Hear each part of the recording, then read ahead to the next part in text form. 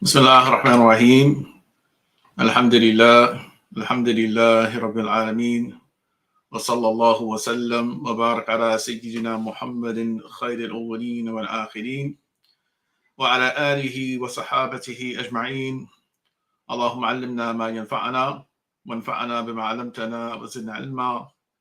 اللهم زدنا ولا تنقصنا وأكرمنا ولا تهنا وأعطنا ولا تحرمنا وآثرنا ولا تؤثر علينا وارض عنا وعرضنا يا رب العالمين. ولا حول ولا قوة إلا بالله العلي العظيم. سبحانك لا علم لنا إلا ما علمتنا إنك أنت العليم الحكيم. Assalamu alaikum wa rahmatullahi wa barakatuh. Welcome to Money Matters. This is a 2-day webinar being brought to you by the Lamppost Education Initiative. And today, inshallah, the plan is to cover the topic of Riba. Riba. We want to talk about the proper understanding of Riba. What did Riba mean during the pre-Islamic period? And what Islam introduced to the understanding of Riba, very issues related to the matters of Riba. Now, tomorrow, inshallah, we're going to have a special guest. We're here with us, a friend of mine who is a practicing economist, Brother Ismail Zishan Mukhtar. Inshallah, we're going to have some conversation related to matters concerning banks, the IMF, Petrodollar, cryptocurrency, and then just general ideas about how to properly manage our wealth and our savings, things like that, inshallah. So that'll be tomorrow at the same time. I thought that it would be good to talk about the concept of riba, the understanding of riba, because, of course, as we know, this is something that Muslims pay a lot of attention to, and there's a lot of talk about it. There is understanding and misunderstanding that exists with respect to riba, and hopefully today we'll be able to clear up a lot of the misunderstandings and perhaps enrich your understanding further than what you already may have, inshallah. So what is riba? Riba. We're going to begin by reciting or focusing on the most important verses with respect to riba. And those happen in Surah Al-Baqarah, the second chapter of the Quran, beginning with verse 275, where Allah subhanahu wa ta'ala says, بعد أعوذ بالله من الشيطان الرجيم الذين يأكلون الربا لا يقومون إلا كما يقوم الذي يتخبطه الشيطان من المس ذلك بأنهم قالوا إنما البيع مثل الربا وأحل الله البيع وحرم الربا. Those who devour riba will not stand except as stands one whom the evil one by his touch hath driven to madness. That is because they say, trade is, but Allah hath permitted trade and forbidden riba. Now, the reason that I've chosen not to translate the word riba is because we actually don't have, at least to my knowledge, an exact synonym for the word in the English language. Most of the time when they translate riba as interest. But in the finance sector, what one needs to understand is that interest is a word which sometimes it qualifies as an exact synonym for what we generally deem to be riba, then at other times it doesn't. Sometimes the word interest simply means profit. It simply means the markup, or in other words, the additional money that a particular individual is charging you for the purchase of an item, let's say, for instance, long term. Let's say I want to sell you my phone. And I say that, okay, well, if you give me $500 right now, it's yours. But if you want a payment plan over a year, it's going to cost you $800. Now, that additional $300 in our current system, often in the documents and legal documents, is listed as interest. It's called interest. But from the purely Islamic perspective, that actually is not haram. It is halal for you to charge whatever price that you deem to be, your item or your particular good to be, worth. And so if the other individual is willing to pay that same price, then it's not a problem at all. Right. So even though they call it interest, it doesn't mean that it's haram in that situation. That interest in that particular example is simply a synonym for markup or profit. Right. So we'll come back to this. But this verse 275, it says, those who devour riba will not stand except as one who has been driven to madness by shaitan. And that is because they say that trade innama al-bay'u mithlu riba. That trade is just like riba. Whereas Allah subhanahu wa ta'ala has made trade to be lawful, but he's made riba to be unlawful. And then he goes on and says, فَمَنْ جَاءَهُ مَوْعِظَةٌ مِّن رَبِّهِ فَانْتَهَى فَلَهُ مَا سَلَفَ وَأَمْرُهُ إِلَى اللَّهِ وَمَنْ عَادَ فَأُولَٰئِكَ أَصْحَابُ النَّارِ هُمْ فِيهَا خَالِدُونَ يَمْحَقُ اللَّهُ الرِّبَا وَيُرْبِي الصَّدَقَاتِ وَاللَّهُ لَا يُحِبُّ كُلَّ كَفَّارٍ أَثِيمٍ إن الذين آمنوا وعملوا الصالحات وأقاموا الصلاة وآتوا الزكاة فلهم أجرهم عند ربهم ولا خوف عليهم ولا هم يحزنون.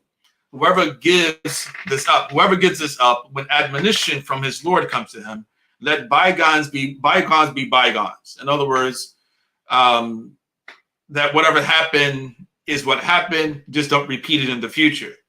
So whoever gives up riba when admonition from his Lord comes to him, let bygones be bygones. His case is up to God.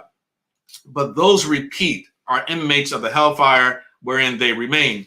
God deprives usury of blessing and grants increase for charities. And God does not love any ungrateful sinners. As for those who believe and do good works and pray regularly and give charity, they have their reward with their Lord, and no fear will weigh on them, and they will not sorrow. Now, in this particular situation, this instance, we notice that the translation, this is not my translation, this is the translation of Thomas Cleary.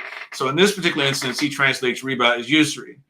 Once again, I don't like to translate riba as usury because usury quite often fundamentally it means just simply what we call compound interest. Right? In other words, it may be legally valid to charge, let's say, 2% interest on a particular loan, according to a particular system. But they may classify 5% interest as usury. And so it now becomes forbidden for you to charge it. But Islam forbids both the 5% and the 2%. And so usury itself is not the best utilized to translate or as a direct synonym for riba either. Right, but then it continues. So the Quran continues, where Allah subhanahu wa ta'ala, he says, يا أيها الذين آمنوا اتقوا الله وذروا ما بقي من الربا إن كنتم مؤمنين فإن لم تفعلوا فأذنوا بحرب من الله ورسوله وإن تبتم فلكم رؤوس أموالكم لا تظلمون ولا تظلمون من كان ذو عسرة فنظيرة إلى ميسرة وأن تصدقوا خير لكم إن كنتم تعلمون واتقوا يوما ترجعون فيه إلى الله ثم توفى كل نفس ما كسبت وهم لا يظلمون. O you who believe, be conscious of God and disperse what remains of usurious interest if you are believers. And if you do not, then take heed of war from God and God's messenger. But if you repent, you may have your capital. Do not be unfair, and you will not be treated unfairly. If someone is in straits, wait until it is convenient. And if you remit the debt as charity, that is better for you if you only knew. And be conscious of the day when you will be returned to God. Then every soul will be requited for what it has earned, and they will not be wronged. Now, these number of verses are very interesting, and not only interesting, but this particular verse is the only verse in the Quran where we find that Allah subhanahu wa ta'ala, he announces war against the sinner. In other words, Allah subhanahu wa ta'ala, he threatens with punishment for committing sin, but there's no sin in the Quran wherein Allah subhanahu wa ta'ala actually announces or declares war on a person for practicing that sin other than the commission of riba, or the charging of what we call riba. So I wanted to go through these verses to begin with, and keep in mind too that these verses in Surah Al-Baqarah are considered to be among the last of the verses of the Quran revealed to the Prophet Muhammad sallallahu alaihi wasallam, especially the very last one, وَاتَّقُوا يَوْمًا تُرْجَعُونَ فِيهِ إِلَى اللَّهِ. and be conscious of the day when you will be returned to God. That particular verse is said to be, according to a very strong opinion, the very last verse that Allah subhanahu wa ta'ala revealed of the Quran to the Prophet Muhammad sallallahu alaihi wasallam, and then every soul will be requited for what it has earned, and they shall not be wrong. So this is, of course, the introduction to the topic. Of course, it was the foundation of our understanding with respect to riba. Now, riba was something practiced in the early period of Islam. But prior to the coming of the Prophet Muhammad sallallahu alaihi wasallam, riba was well known to the Arabs. And in the Muwatta ibn Malik, he relates the following from Zayd ibn Arqam, radiallahu an, where he said that riba of the pre-Islamic days was for a man to be owed a right by another man due upon the deadline. So once the deadline came, he would say, will you pay what is due now or add to the debt later? If he paid what is due, he would take it. If not, he would add to what is due while delaying until the deadline. Imam al-Tabari, similarly, he mentions a description of the pre-Islamic days and what is called riba al-Jahiliyyah, and some refer to as riba al-Nasi'ah. And so in this particular case, he relates on the authority of Abdurrahman ibn Zayd ibn Aslam regarding Allah's statement, do not devour riba in multiplied doubles, la ta'kuru riba ad'afan muda'afa, in which we're going to discuss in a second.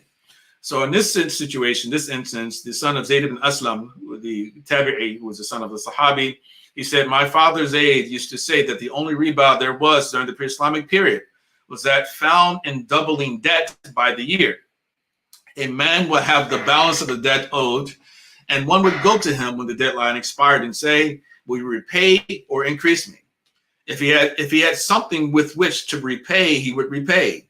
Otherwise, he would transfer it to the next highest age. That is, if it happened to be a 1-year-old camel, he would make it one that was 2 years old, then a 3-year-old, then a 4-year-old, and then a 5-year-old. In other words, people would lend camels to one another. In other words, to say, well, camel for camel, right? I'm going to give you a 1-year-old camel, and you're going to return to me a 1-year-old camel next year around the same time. And when that time came on the following year, if the individual didn't have that 1-year-old camel, the individual who originally gave him the camel would say, okay, well, now you owe me a 2-year-old camel, right? And this is because of the delay in payment. So because the 2-year-old camel was more valuable than the 1-year-old camel, right? And the 3-year-old is more valuable than the 2-year-old, and the 4 value, and the 5 more valuable than the 4 or 3-year-old, et cetera, right? So this is why he's mentioned this. And then he say, and this would continue in succession, and with respect to currency that comes to him. So if one did not have any, he would double it into the coming year. Then if he still did not have any, he would double it again, inasmuch that if it was 100 owed, he would make it 200 at a future date. Then if he did not have it, he would make it 400, doubling it every year, or he would repay it. So you owe me $100. I say, you pay me back next month, $100. When the next month comes, okay, you don't have it, now you owe me $200. You pay me the second month, right? But they would do this annually. It would be usually by year. So you owe me, let's say, 500 dirhams. And so next year around the same time comes, you don't have my 500 dirhams now. Say, okay, now you owe me 1,000 dirhams, right? Then the following year, you don't have my 1,000 dirhams. I said, now you owe me 2,000 dirhams, right? So they continue to double it year after year in that particular way, in that particular fashion, right? So this is what we call riba al-Jahiliyyah or riba al-Nasi'ah, right? And this was the state of riba prior to the coming of the Prophet ﷺ. And fundamentally, what we see is a combination between a doubling of the amount owed in light of, well, not a combination, but rather a doubling of the amount owed in light of the delayed payment or the late payment itself. And so in one sense, you can, when you think of riba, you can think of it, probably the simplest way to think of riba is a late payment charge on a loan given to an individual, right? So I lend you money, or I lend you some other item, right? An item of barter, and I ask you to repay it to me, but then at a certain date, and then when that date comes, you don't have it, then I charge you extra, right? Adding an additional burden on top of that. Of course, in the old days, people would often go seeking loans because they themselves were poor, right? So the poor person is going to go to a rich person seeking a loan because you're poor. Naturally, you don't have it, So the rich person is expected to show some goodwill to that poor person. But what happens here is that the rich person, the person who's well-to-do, actually gives them the loan, the act of goodwill, but then creates an additional burden on that individual. And of course, and if this continues to multiply year after year after year, as we see happening in our own system, especially when it comes to something, let's say, for instance, like the educational loans, school loans, right, for going to university and things like that, student loans, we call it. So typically, I mean, this is increasing year after year. Somebody may only borrow $8,000 and 5 years, 8 or 10 years later, they owe $16,000 if they haven't paid anything on it. Or sometimes, quite often, if you don't pay, even if you do pay something on it, if it's a very small amount, right? So fundamentally, this is a big problem, as we know, as we can see. But riba in the Jahiliyyah period this was the state of the riba in the Jahiliyyah period. But when Islam came, Islam actually introduced understanding of what we constitute as riba. In Surah Ali Imran, verse 130, Allah subhanahu wa ta'ala says, Ya ayyuhalladhina amanu la ta'kulu riba ad'afan mudha'afa wattaqullaha la'allakum tuflihun. Believers, do not consume usurious interest multiplied and compounded, and be conscious of God that you may thrive. Now this particular verse I wanted to highlight it because unfortunately, too often in my experience, there have been Muslims who are attempting to justify the charging and the paying of riba, stating that or claiming that the Quran, it only makes a big deal out of compound interest, right? Which would be the foundation of that. So Allah subhanahu wa ta'ala says, don't devour it, multiply it and compound it. So that means compound interest is haram, but simple interest is not. And I've actually had brothers say this to me in the past, right? But when you look at the tafsir of this particular verse, you see that pretty much every mufassir is very clear and in agreement that this qualifier of alfa muda'afa in the ayah itself does not mean that that Allah subhanahu wa ta'ala is stipulating or making this a stipulation that it has to be compounded in order for it to be a riba, right? But rather, Allah subhanahu wa ta'ala is just simply mentioning this because it was the custom, right? Already in the Jahili period, that when a person had a late payment, that they would compound the debt that was owed to the original lender. Right. And so he's just mentioning that, just, okay, well, this is the custom, this was the norm. And so this should be taken in the same way that one would take such things such as the verse that mentions that, that la tukrihu fatayatikum ala bigha'i in aradna tahsuna, that do not compel slave girls to fornication or into prostitution. Don't compel slave girls into prostitution if they desire to be chaste. So that part about if they desire to be chaste, we shouldn't say, okay, well, what if they don't desire to be chaste? Islam, it doesn't say that it's permissible for you to compel your slave girl to be a prostitute, right? If she's okay with it, that is simply mentioned as the norm. It's the hukm al-ghalib, right? It's the taghlib, right? It's the hukm al-taghlib, in that it was the norm that men would do so, right? That they would compel these women to be prostitutes, even though they themselves, those women, did not want to become prostitutes. So that is not to say that this is a condition to make what makes it actually haram, and in the absence of a condition that it would be halal. No, prostitution is haram under all conditions. And in the same way, when it comes to riba here in this particular verse, that when Allah subhanahu wa ta'ala talks about you don't consume usurious interest multiplied and compounded, it's not to say that it is only haram if it's multiplied and compounded. It is haram whether it be multiplied and compounded or be in the simplest form. So 2% is the same as 5% interest. It doesn't matter. And this hadith of the Prophet Muhammad sallallahu alaihi wasallam, or rather a statement of the Sahabi Jabir ibn Abdullah, radiallahu anhu, where he said that the Prophet sallallahu alaihi wasallam, he la'ana Rasulullah sallallahu alaihi wasallam, akil al-riba wa mukilahu wa katibuhu wa shahidayh, that the Messenger of Allah sallallahu alaihi wasallam, he cursed the one who profits from riba, the one who pays it to him, the one who records it, and those who witness it. He said they are all the same with respect to it, meaning that they all share sin. Right? This is how serious this particular sin is.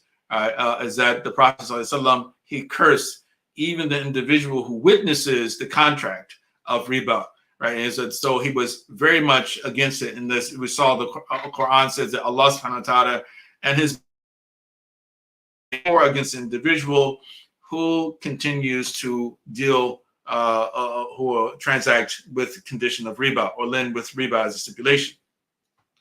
Now, in the Prophet's Hijjat al-Wada, among the things that he mentioned, he listed that we can consider to be among his final legacy was that he abolished riba as well. Of course, Quran, Allah subhanahu wa ta'ala already said made it forbidden, but the Prophet ﷺ, he took an extra step, right? And he mentioned in that particular khutbah, إن ربا الجاهلية موضوع كله وأول ربا أضعه ربانا ربا العباس بن عبد المطلب فإنه موضوع كله. That verily all the riba of the pre-Islamic days is abolished, and the first riba I abolish is our riba, meaning the riba of Banu Hashim, the riba of Al-Abbas ibn Abdul Muttalib, who was his uncle. In other words, that Abbas ibn Abdul Muttalib, during his pre-Islamic days, then when he lent money and items to people, that he would stipulate that they repay him with riba. So the Prophet ﷺ, of course, being an exemplary, went to show, okay, well, I can give it up, and my uncle is not going to be able to demand anything more than the capital, anything more than the seed money that he had given to those individuals for the projects they had, or just simply whatever monies that were given to alleviate their burdens, right? So for it is abolished in its entirety. Right? So the Prophet ﷺ, he abolished riba. And as Allah subhanahu wa ta'ala says in the verse we just read, يَمْحَقُ اللَّهُ الرِّبَا وَيُرْبِ الصَّدَقَاتِ وَاللَّهُ لَا يُحِبُّ كُلَّ كَفَّارٍ أَثِيمٍ. That Allah subhanahu wa ta'ala, he obliterates riba and he makes charity grow. And he doesn't like any sinful person, right? So riba, when we talk about riba, linguistically the word riba, it is synonymous with what we call a ziyada, right? It just means increase, right? And so this was the point of confusion between the people of Bani Thaqif, about whom the verse 275 was revealed, where Allah subhanahu wa ta'ala, he mentions that, that's because they say that riba is just like the trade is the same as riba, right? So when they say, okay, well, in trade you make profit, in riba you make profit, right? Because riba means ziyada, it means increase. That's all. So why is it increase haram, right? We say the increase is halal when it comes to regular trade. So why can I charge extra in light of the time factor, right, between when I give my money away or give my property away and when it returns to me, right? Why can I charge something extra? Because that's an inconvenience for me. That's an inconvenience for me in that I've given an individual, let's say, $1,000. And I say, okay, you have to repay me in 6 months. There's a possibility that my money may not return to me, right? Because when you think about this, it's somewhat reasonable. It's okay, well, why can't I charge something in light of that potential loss, right? Or the fact that it's an immediate loss right now. I'm $1,000 poorer than I was just a second ago when I gave this individual my $1,000. Now, of course, Islam said, no, you're not poorer, you're actually richer now because you gave more. It's because charity makes you rich, it doesn't make you poor. But it means, that's this origin of the word itself, right? But Islam came and said, well, goodwill in lending is compulsory, that you are not allowed to charge extra when you're lending something to someone, right? So goodwill lending becomes compulsory, and even though there is an inconvenience for you, right? But this is ultimately something better for you. It actually is an increase in your wealth. It is not a decrease in your wealth. It is an increase in your wealth when you lend your money to, especially to those who have needs. So riba can be defined as a loan or currency with a predetermined profit or late fee in light of the delayed payment.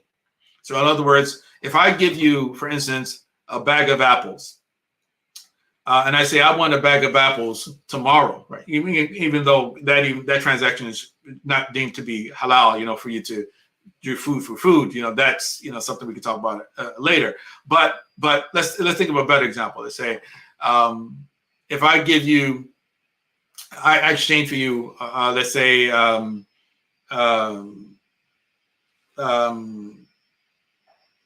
I'm trying to avoid utilizing cash too, as an example, right? Rather than, because cash, we're definitely dealing with cash. But since it's easy, let's say cash. Okay, let's say that I give you $100, you return $100 to me, right?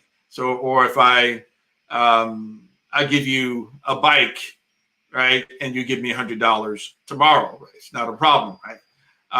So the exchange of assets, and we consider, let's say that the cash value of that bike, is an equal substitute for the bike itself, right? But when it comes to an item or an asset, and the thing that is being traded is time, right? Time is not a tangible, and is not a valid intangible in order to validate the additional charge. And to validate, it's not a utility, that time itself has no utility, has no usufruct, right? In the sense that, let's say, for instance, if a person was a security guard, right, and you're paid per hour, you're paid for your presence on the campus or the location where you've been hired to actually stand and wait, and of course to discourage any potential crime coming to that particular location, that is considered to be a valid intangible service being offered by you, right?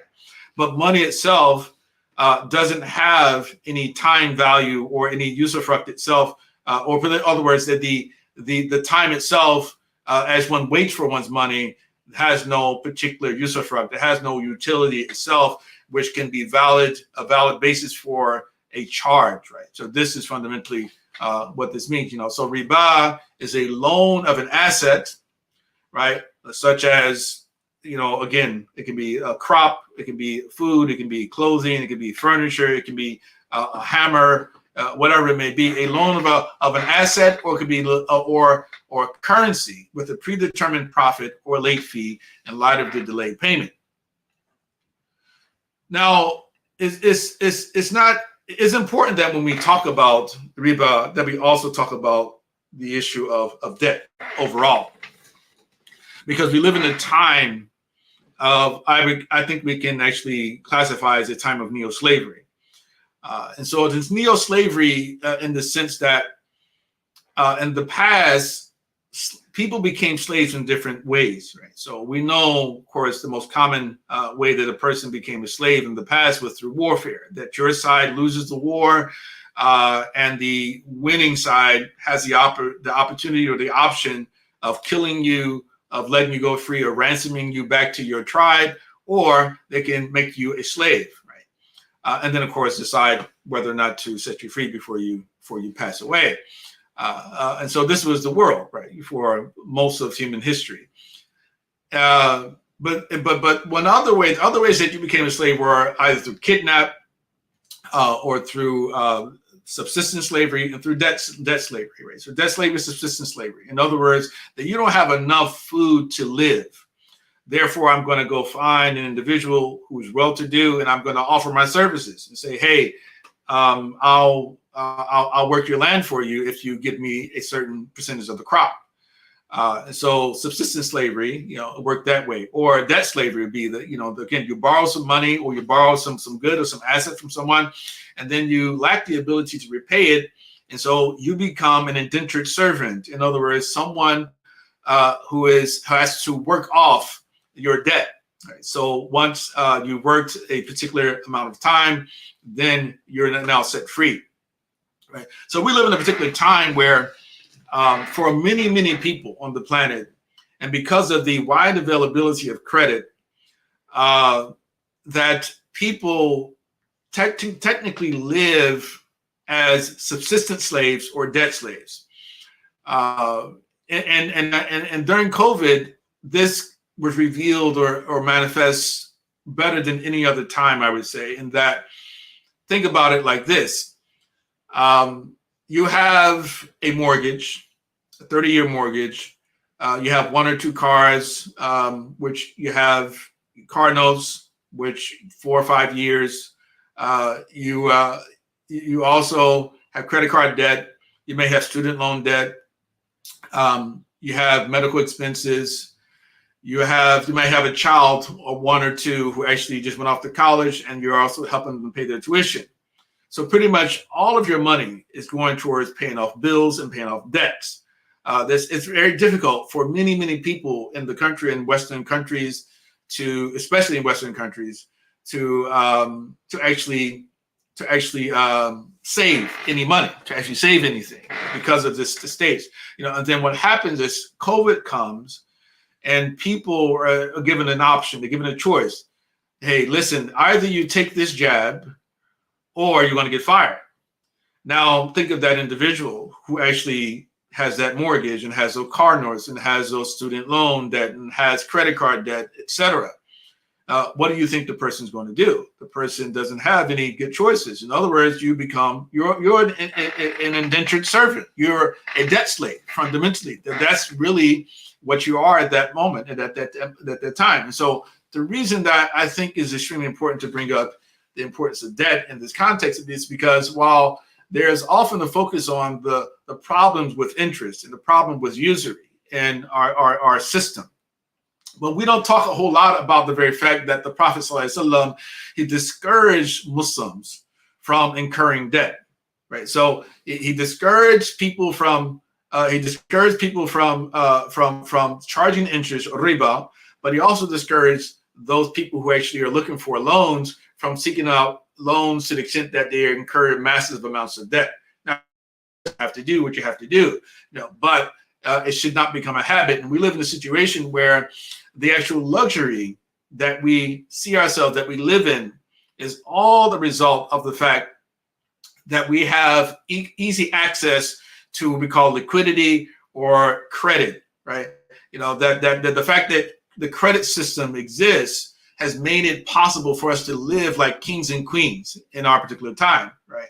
And so when people in many parts of the world are not able to live like we do because they don't have access to liquidity or this credit that makes it possible for us to live the way that we live, and so technically we're rich, but at the same time we're poor, and that we're rich in that we're able to or we have access to many different items, many different assets, which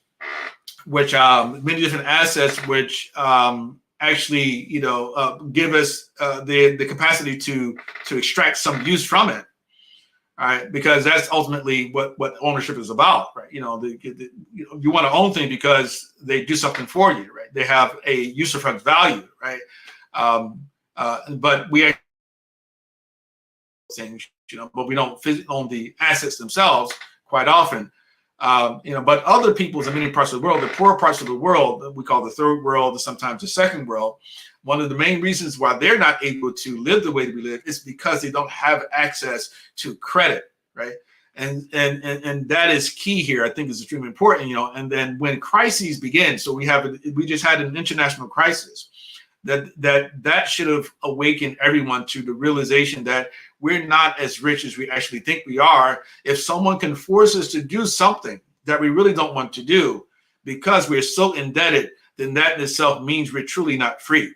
We're truly not free, right? So this particular, there's a hadith with the Prophet Muhammad sallallahu alaihi wasallam where he says, "Walladhi nafsi biyadihi law anna rajulan qutila fi sabilillahi thumma uhyiya thumma qutila thumma uhyiya thumma qutila wa alayhi dayn ma dakhala jannata hatta yuqda alayhi daynu." That by the one in whose hand is my soul, if a man was to be killed in the way of Allah, brought back to life, killed again, brought back to life, and then killed again, he would not enter paradise until his debt is repaid.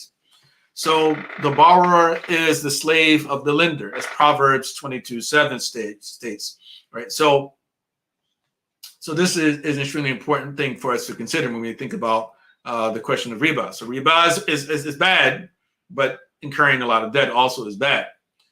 And so I want to talk a little bit about some of the hadith of the Prophet Muhammad sallallahu alaihi wasallam, where he talks about riba. So this first hadith is considered to be pivotal, and here we get a glimpse at Islam's contribution to the concept of riba. So the Prophet ﷺ said, "الذهب بالذهب والفضة بالفضة والبر بالبر والشعير بالشعير والتمر بالتمر والملح بالملح مثلا بمثل يدا بيد فمن زاد واستزاد فقد أربى والآخذ منه والمعطي فيه سواء." The Prophet said, "Gold for gold, silver for silver, wheat for wheat, barley for barley, dates for dates, and salt for salt are to be exchanged equal for equal, hand to hand. So whoever gives or asks for more has devoured riba. The taker and giver are equal in it," meaning equal in the sin. So what hadith establishes what we call the foundations of riba, usul al-riba. And so there are multiple narrations of the same hadith, and the Prophet mentions the same 6 items: gold, silver, wheat, barley, dates, and salt. So they are the foundations of riba, meaning that anything that we are to apply the rules of riba to, that they originate from these 6 goods. In other words, they are analogized with these 6 goods. So these 6 goods are what we call analogs for anything else that we would classify as riba. But then the ulama, we're going to see later, they differ about what the fundamental reason is why the Prophet Muhammad sallallahu alaihi wasallam, he classified these things or listed these things as riba assets. It's riba assets, because fundamental reason there. No, so when Islam comes, the Prophet sallallahu alaihi wasallam introduces 2 different types of riba, right? One is called riba al-fadl, and the other called riba al-nasa. In other words, in addition to what had already been known amongst the Jahili Arabs, where they would charge or they would compound the debt itself for each year that the individual did not repay it. And so in light of that delayed payment, so it's a combination of a delay and an increase, right? So because of the delay, there was an increase. But in the Sharia of the Muhammad sallallahu alaihi wasallam, Sharia Muhammadiyah, we find that there is a riba of increase and a riba of delay. Whereas for the Jahilis, it was an increase in light of the delay. Here we have a situation where there's an increase, a riba because of an increase or a disproportionate exchange between certain items. And then there's a riba or something classified as riba because of those items being exchanged at later date. Items are expected to be exchanged in the same sitting, and if they're not exchanged in the same sitting, then they will be classified as riba. And the injunction where Allah subhanahu wa ta'ala, he declares war on that individual for dealing with riba would apply. So riba al-fadl, the first one, riba al-fadl. In this regard, the Prophet sallallahu alaihi wasallam said, لا تبيعوا الذهب بالذهب إلا مثلا بمثل ولا تشفوا بعضه على بعض ولا تبيعوا الورق بالورق إلا مثلا بمثل ولا تشفوا بعضه على بعض ولا تبيعوا منه غائبا بناجز. Do not sell gold for gold unless it is equal for equal, and do not exchange some of it for a greater amount for the other. Do not sell silver for silver unless it is equal for equal, and do not exchange some of it for a greater amount for the other. Also, do not sell from it something that is absent from what is present. So we find here riba al-fadl, focus, of course, on the increase, but at the end of the hadith, he also mentions something about delay. So this hadith is reported by Imam Muslim in his Sahih. Other hadiths in the same regard, we find the Prophet ﷺ in this other narration says, dates for dates, wheat for wheat, barley for barley, salt for salt are to be exchanged equal for equal, hand to hand. So whoever adds or asks for an increase has devoured riba, except for when they are of different kind, then it is permissible to exchange in different amounts. فإذا اختلفت الأجناس فبيعوا كيف شئتم إذا كان يدا بيد. So that is riba al-fadl. The other type of riba, which was introduced by Islam, is what's called riba al-nasa.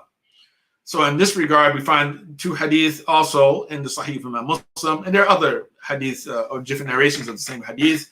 So one of the hadith, the first of them reads, gold for silver is riba illa, unless it is ha'a wa ha'an ha'a. Right? In other words, so this is an expression that the Arabs would utilize when they meant take this, take that, ha'a, ha'a. Right? In other words, gold for silver is riba unless they're given in the same sitting. That's really what this means, right? So at the same time, I'm going to give you gold, some gold for that silver, right? But what you cannot do is say, well, I'm going to give you the gold today and then you bring me the silver tomorrow. You know, so fundamentally, the Prophet ﷺ is saying in this situation, even though they are not of the same species, gold is not of the same species as silver, but they are the same class, right? Both of them belong to the same class. And this is what this hadith teaches us, is that when the two items belong to the same class, then they cannot be exchanged with delay, right? They have to exchange in the same sitting. So gold for silver is riba unless it is ha'a wa ha'a. Wheat for wheat is riba unless it is ha'a and ha'a. Barley for barley is riba unless it is ha'a and ha'a. And dates for dates is riba unless it is ha'a and ha'a. And then another narration is that gold for gold, silver for silver, wheat for wheat, barley for barley, dates for dates, and salt for salt are to be exchanged while being like for like, equal for equal, hand to hand. But when these categories are different from one another, then sell them as you wish when it is hand to hand without delay. So riba al-fadl, riba al-nasa. Right. So those are the two primary categories of riba, which are listed by the ulama in the books of fiqh: riba al-fadl, riba al-nasa. So the riba of increase and riba of delay. And so the riba of increase fundamentally means that certain items, you're not allowed to exchange them in disproportionate amounts with one another. So if I give you 1 kilo of wheat, then you have to exchange with me 1 kilo of wheat. Right? If 1 kilo of dates, 1 kilo of dates. 1 kilo of salt for 1 kilo of salt. Right? 10 gold coins for 10 gold coins. Right? They cannot be disproportionate. You know, so if there is disproportion, if you give me 11 gold coins for 10 gold coins, then that is riba al-fadl.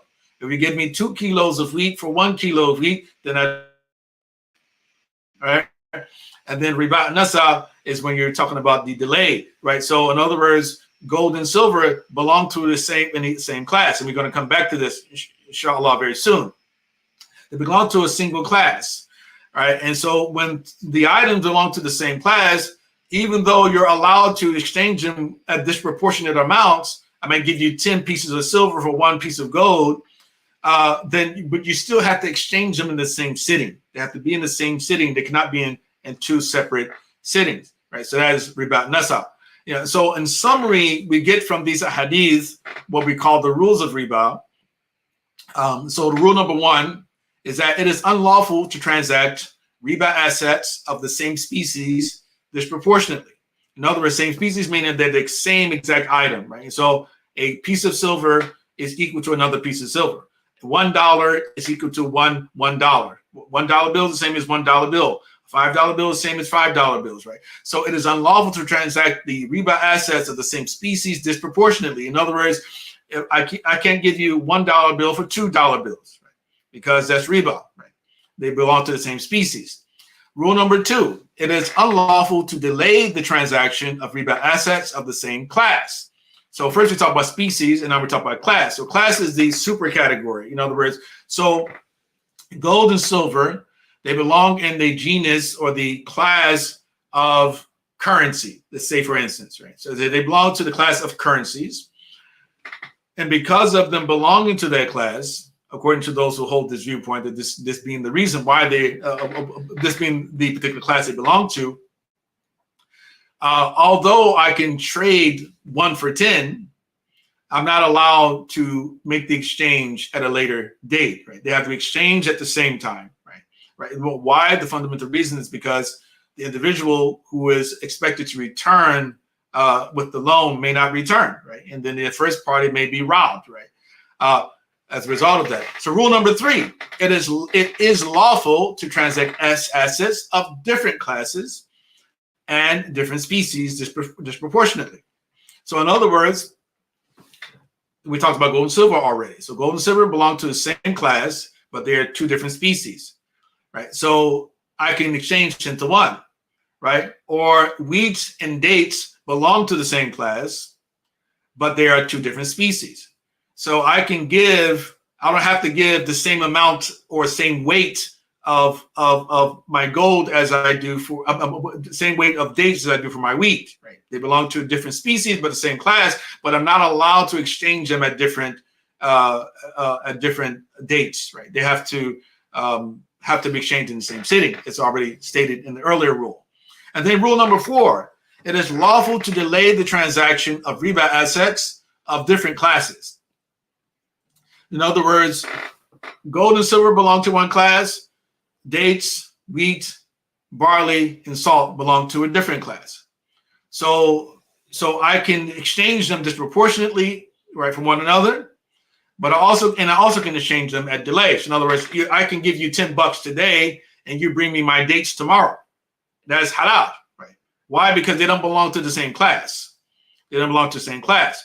It is only haram to delay the exchange when they belong to the same class. So if I delay my salt from my dates, then I'm guilty of riba.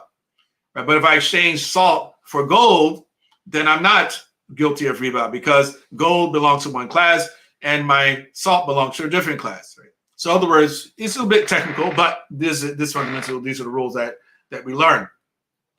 So in summary, we talked about 3 different types of riba up to this point. So riba and nasi'a, or riba al-jahiliya, in other words, the state of riba prior to the advent of the Prophet Muhammad sallallahu alaihi wasallam, is called riba al-jahiliya, or called riba al-nasi'a. Now, there's some ulama who actually utilize nasi'a to mean nasa, which is the second type of riba. So riba al-jahiliya, if we remember, fundamentally it was the increase in the amount owed in light of the delayed return, right? So it's a late fee charged for a particular asset that was given to the borrower. So nisa riba jahiliya, riba nasi'a. Then riba nasa, and this is the riba of delay, and then riba of fadl, riba of disproportionate exchange, or riba of increase. Now, again, coming back, so we have 2 fundamental classes that the items mentioned in this hadith they belong to. So class number 1, gold and silver fall under class number 1. Class number 2, wheat, barley, dates, and salt fall under that class. And then here, what other forms? This is where it gets very sticky, because often Muslims, when they talk about riba, they talk about it as if it's black and white. That is easy matter to resolve, right?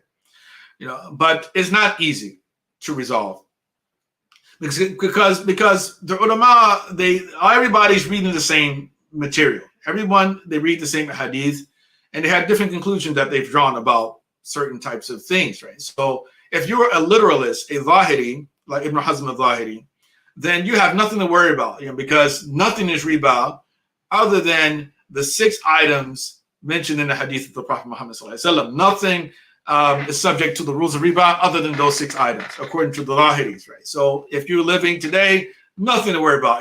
There's no riba unless you're exchanging those 6 items. And you go back to those 4 rules that we just went over, then according to those 4 rules, then you would be guilty of riba if you violate those rules with respect to only those 6 items. But the other schools, the 4 schools in particular, among the Sunnis, the Hanafi, Maliki, Shafi'is, Hanbalis, they say that these items mentioned in this hadith, they're just simply analogs for other items which fall in the same category. They fall under the same class or species, or same class of these items, right? So for instance, we find the Hanafis who say that when you look at these 2 classes, the gold and silver is one class, and then the wheat, barley, dates, and salt in the second class, that fundamentally Allah subhanahu wa ta'ala, He has divided them on the basis of weight and volume. It wasn't with keli. In other words, anything that is weighed like gold and silver is also subject to the rules of riba, according to the Hanafis. And anything that is measured in the way that wheat, barley, dates, and salt are measured also is subject to the rules of riba, those 4 rules that are mentioned. But then we come to Malikis and the Shafi'is. When it comes to gold and silver, they differ with the Hanafis. They say, well, no, that weight is not the class under which gold and silver are classified. That gold and silver are classified under the class of being currency, or what they call jinsul athmani, the classification of prices, right, or the appraisal metric for other things, right? So anything that is appraisal metric for other things are subject to the rules of riba. So in other words, that we like dollars, right? So paper money or digital money, they become appraisal metric, a metric for determining the value of other things. Then the rules of riba should apply to that. If we were to rely upon the rule of the Hanafis, the Hanafi classification, then paper money technically should not be subject to the rules of riba, because we don't weigh paper money. We don't exchange money on the basis of weight. And then when we bring into the conversation the digital money, then it's a totally other issue altogether as well. So the Malikis and Shafi'is are in agreement that the reason for gold and silver being listed because they are the appraisal metric for other items. But when it comes to the other 4 items, the food goods that are listed, they differ about like why those things are subject to the rules of riba as well, right? So the Shafi'is say, well, it's because these things are edibles. Mathematics said, no, it was because these things are non-perishables and they're staples, non-perishable staples, and that's the reason for it. And the Hanbalis, they agree with the Hanafis on those particular points. In other words, the point being that determining something to be riba is not an easy task, right? Not as easy as people often typically think. So this is my final slide here, right? So there are some discontinuities that do exist between classical understanding of riba and the way that we take riba today. So for instance, gold and silver coinage are no longer foundational to economic activity today. Right? So that being the case, that when we start to say that, for instance, paper money is subject to the rules of riba, then we have to decide, okay, well, what are paper money analogous with? Gold or silver, right? And then our paper money is not backed by gold or silver anymore to begin with, right? And so the question becomes, is an exchange of $1 for $2, technically, is it really an example of riba, right? If we were to utilize that standard, you say it's equal to gold and silver. Now, for Shafis and Malikis, sure, it would be, right? Definitely. But for the Hanafis, at least the classical understanding of the Hanafis, it would not be, because gold and silver coinage are not foundational to economic activity. So not only because only about 4% of the currency in circulation, at least dollars in circulation, is cash, but the vast majority of money in circulation is actually digital, right? So which opens up another difficulty altogether. Another problem is that there's a high percentage of, I'm sorry, I mentioned this, a high percentage of transactions today are digital. And then also because today's commodity currencies are commodities, and that dollars are like a normal commodity, or yen or rupees, and all these things are commodities, and that itself poses certain challenges as well. There's a difficulty of doing an accurate appraisal, right? With respect to the standard of fiat money, we talked about that with regard to, okay, what we're going to utilize gold or silver as a standard. Schools of law differ about the ratio legis, as we talked about just a minute ago, which has also made the issue very difficult to really speak in black or white terms about what is a riba transaction or a usurious transaction, which one is not. And then we add on top of this the traditional Hanafi classification of non-Islamic territories into Dar al-Salam and Dar al-Harb is also important, because according to that understanding, if you're living in Dar al-Harb, la riba fi Dar al-Harb, there's no riba extracted or paid. In other words, there's no sin, or riba doesn't apply to Dar al-Harb, right? So if we were to classify non-Muslim countries as Dar al-Harb, and then it would be lawful, according to the old understanding, to actually both pay and to charge riba without incurring any sin, right? And then lastly, there's a certain limitation to be found in what we call Sharia compliance in the Islamic finance sector, which fundamentally what fundamentally means is that, take for instance, if an individual borrows money from an Islamic finance company, then that individual may lose the capacity to repay the debt, to pay the loan, right, that they borrow from the Islamic finance company. And quite often what happens is the same thing that would happen in conventional finance, where an individual would be foreclosed on, or their item will be repossessed. And that in itself doesn't seem to be in the spirit of the verses of the Quran, which we recited at the very beginning, and in particular the part where Allah subhanahu wa ta'ala says, if one happens to be in straits, then time will be allotted, or respite will be given to them until they are well-to-do.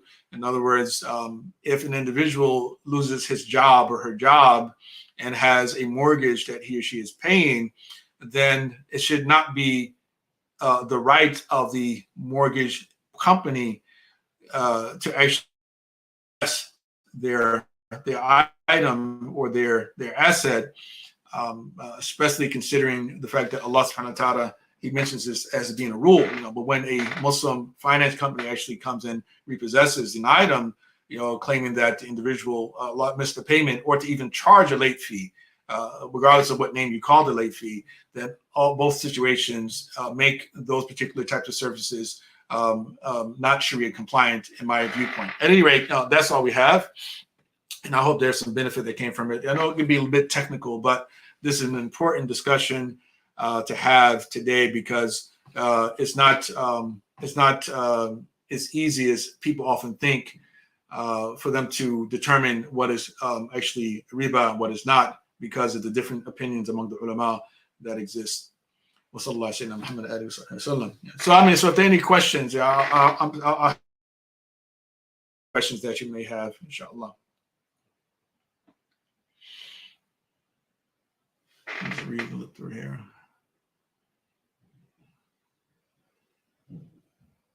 No, thank you, Sister Zaina. So also the United States, let's look at this. Is it a question? In the United States has a stable food and energy supply. Without that, credit is useless. And think about that. So the United States has a stable food and energy supply. Without the credit is useless. Without that, credit is useless. That's probably true. I think that is true. That when we talk about the issue of debt and indebtedness, that other countries, many of them don't have a stable food supply, right? So it's easier to offer credit, when you do have stable food supply. Because without stable food supply, of course, you're not going to have a stable country to begin with, right? So also most commodities in the world are priced in US dollars. True, right? Because the US dollar is the world reserve currency, and then also the petrodollar. So both of those facts actually give the dollar its strength. And so people quite often, when they're purchasing, making major purchases, that they need to first purchase dollars, and that in itself increases the value or the buying power, purchasing power of the dollar. Although that is something which is changing. That's one of the things that we're going to talk a little bit about tomorrow, inshallah, with Brother Zishan, inshallah, Zishan Mukhtar. Okay, I mean, I'm looking. I'm not seeing any questions here. So, are we good? Okay, here's one. Would you restate the problem of Islamic finance? Well, the fundamental problem in Islamic finance, I would say, well, I mean, there are multiple problems in Islamic finance.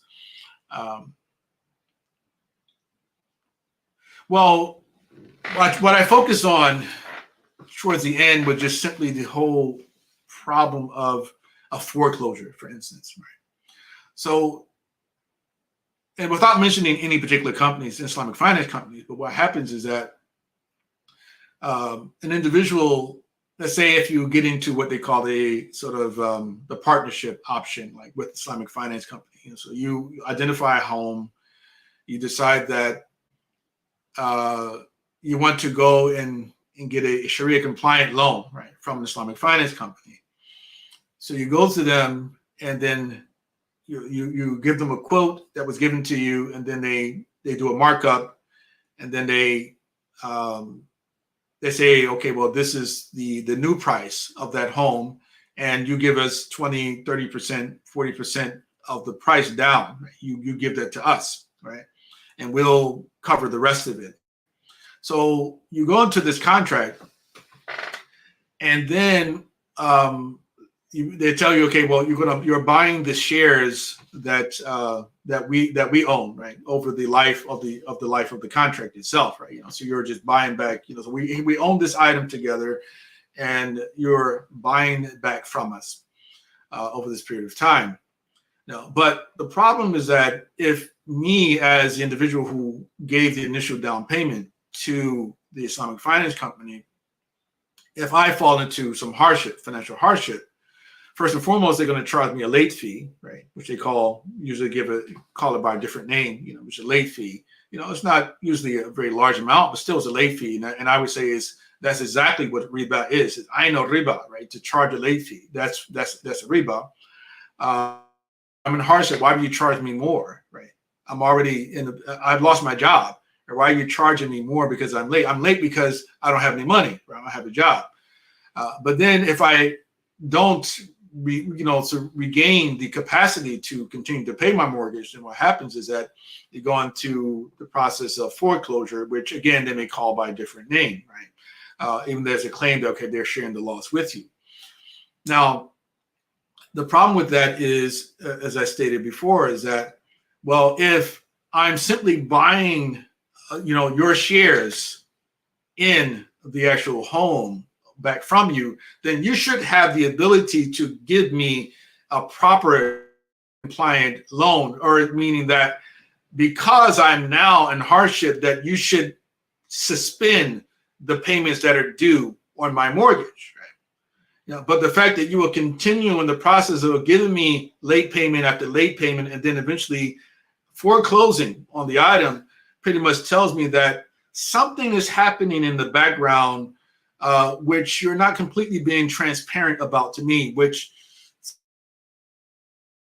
what's happening is the company has actually done nothing more than go and utilize your money as a down payment for a conventional mortgage loan, which they would argue that is haram, the haram option, right? Right. So in other words, again, there are more other things I could say, but hopefully that clarifies the fundamental point, because again, the Quran says that, that you have a right to your seed money, to your capital that you gave at the beginning. If you gave 1,000, you don't have to write back for that 1,000. And if the person falls into straits, to them difficulty, then you should give the person respite, right? Give them some time until they get back on their feet, right? But if an Islamic finance company is claiming that they're Sharia compliant, and they're actually not giving an individual the time to get back on their feet and to resume their payments, and then move to foreclose, then that in itself that's not, to me, it's not Sharia compliant, because the Quran is very clear about what the teachings of Islam are on that particular point. So Samar says, I say, my 11-year-old son is asking if it is considered riba if one trades an item with an item of less value and both parties agree. Well, trading itself, for instance, if item for item, let's say if those two items are different from one another, let's say, for instance, I barter a cow for a sheep. That's halal, right? This is a halal barter, right? But the cow, the individual at the moment may not think that the cow is equal to, or is more valuable. I'll say they might think that at the time that the cow is more valuable than a sheep. It all depends on what you want at that moment, right? But this is one of the things that led to the the introduction of currency, of money itself, was born out of these type of problems. Is that, okay, we walk away and you say, you know what? Actually, that cow is 3 or 4 times as big as my sheep, right? So he has a whole lot more meat than I do, right? On this thing that I traded him a cow, something of greater value for something of less value.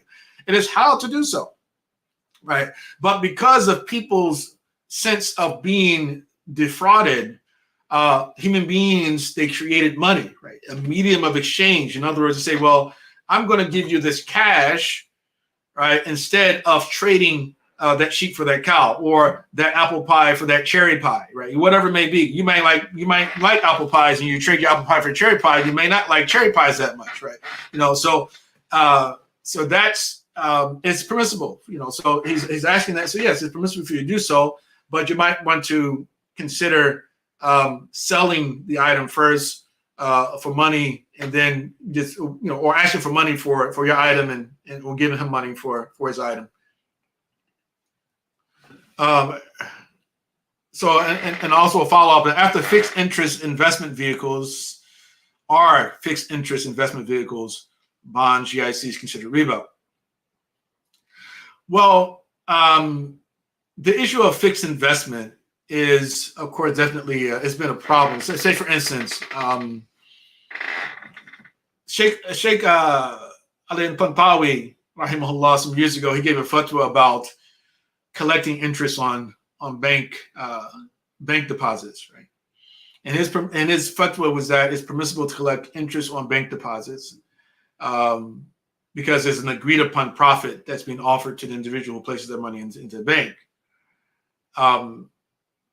Now, most of the ulama, they disagree with this and said that this is scandalous, that this itself was fundamentally validating or legitimizing riba, right? Because if you go into a business deal with an individual, go into a business venture, and you're a partner to that individual, then you should be able to share in the profits, not have a fixed sort of profit given to you by the individual.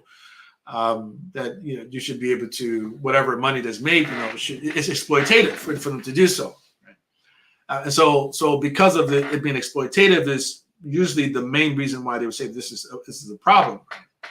On the other hand, if we were to adjust the arrangement in such a way that we know that all the ulama are in agreement about, and that's to say that, okay, well, what if the bank decides that, okay, that your monies, we're gonna utilize portions of your money in order to invest in certain projects, and we're going to give you a dividend each time we actually from these projects. To my knowledge, all the ulama have say that's fine. It's nothing. It's not a problem with that. See, in other words, both are examples of profit, except that in one situation there's a cap placed on how much you can actually earn, and the other situation there's not a cap placed on how much you can earn. Right. So I'm just going to give you that as a principle that you can utilize to and so bonds, generally speaking, are halal if the items that are invested in are considered to be halal for a Muslim to own, right? But not if there are not halal, So, and if you don't know what you're investing in, then it also is better for you not to invest in those items. So Bilal Hakim, any thoughts on the concept of Sharia arbitrage, where there may be elements of riba in the contract that are engineered such that the consumer does not directly deal with it? Well, yeah, I mean, Sharia arbitrage is very common among Islamic finance companies, and they hire muftis and as regulators to an extent. Individuals who validate the contracts, or they look at the forms of different contracts and say that the language of those contracts are valid and there's nothing un-Islamic about them. As a principle, there's nothing wrong with that. There's no problem with offering that service to the banks and the finance companies to validate the contract is Islamic or not. Because not every Muslim has the legal knowledge necessary for them to know whether or not everything that they become involved in is halal, right? So to put their reliance upon an expert is what we're supposed to do, right? You know, we put the فَاسْأَلُوا أَهْلَ الذِّكْرِ إِن كُنتُمْ لَا تَعْلَمُونَ. We ask the people of knowledge when you don't know, right? So, I mean, the question really is more so about, you know, how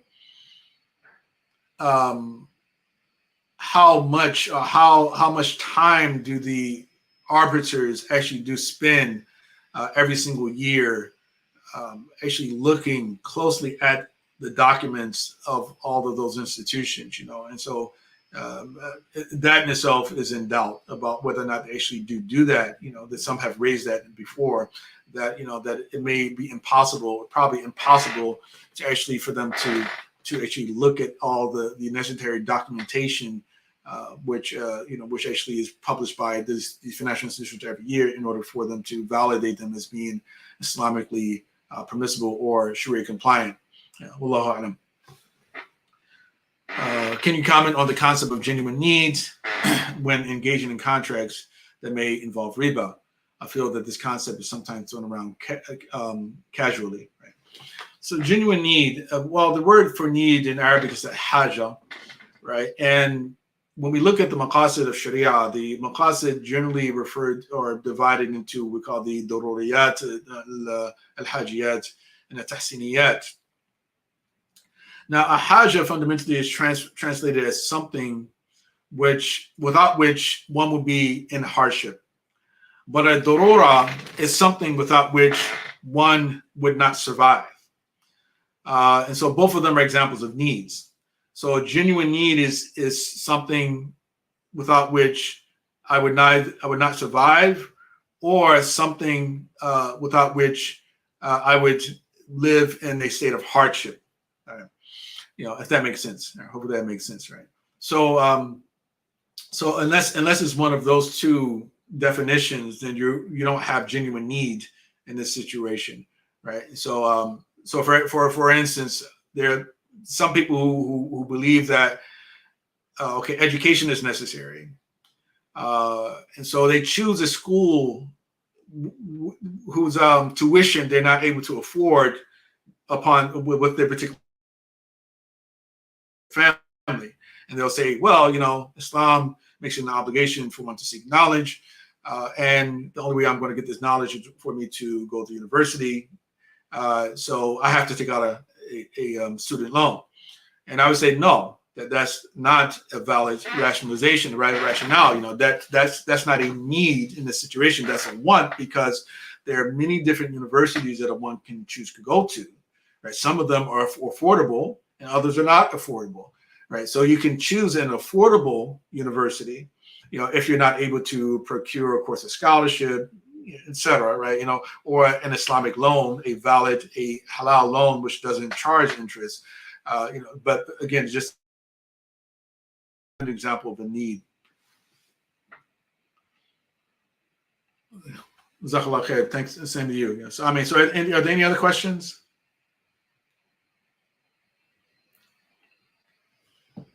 Maybe take one or two more. And if not, that's fine as well. We can conclude here. But I do appreciate everyone signing on today. All